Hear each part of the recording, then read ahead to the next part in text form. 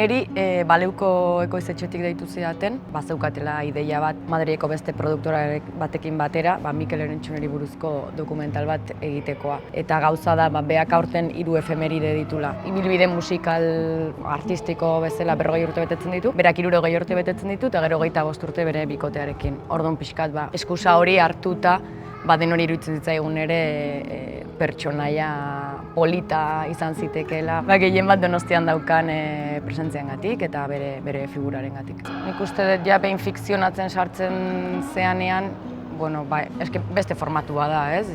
Aktoreak hartu behar dituzu eta istorio bat sortu bere bizitzaren inguruan eta gure helburua kasu hontan zen beak lehenengo pertsonan kontatzea pixkat bere bizitza edo bere bizitza artistikoa eta bere bizitza pertsonala, ez? Eta Mikel bera gehiago ezagutzeko aukera bat izatea.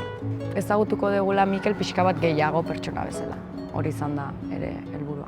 Musikaz bere beldurrak, bere bizitza, bere egunerokoa. Nik uste zailena edo anekdotikoena izan dela ateratzen den jende guztiaren agendak lotzea. Mikel Erentzun izan da, gonbidatu asko edo desente ere musika mundukoak dira, orduan kriston agenda dituzte, kontzertua dituzte, hau eta beste orduan nahiko divertigarria izan da, kontzertu bat jotzen du ez daki nun, ez daki nork, eta orduan hori, kudeatzea nun egin elkarrizketa eta nola eta gauzatxo horiek izan dira nahiko divertigarriak.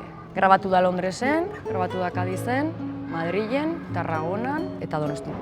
Guri izugarrizko poza ematen dugu Donostin aurkezteak, gauza askorengatik, alde batetik etxean aurkezten dugulako eta horrek beti dauka plus bat, bestalde mundu mailako jaialdi bat delako eta gure pelikula begi askok ikusiko dutelako, eta oso harro lan talde guztiaz eta egindako lanaz eta oso kontentu. Irrikitan, jendeari erakusteko. Pelikula zinemaldian estrenatu ondoren, 2 plataformetan egongo da seguru, EITB-ko Primeranen eta Movistar Plusen. Gero ere egongo da Inedit Festivalean justu zinemaldia eta gero, eta hor gabiltza. Baditut proiektu batzuk buruan, fikzioa eta beste dokumental bat, eta gero nik iragarkiak ere egiten ditut eta hori noski hor lanean jarraitu beste proiektu hauek garatzen dituten bitartean.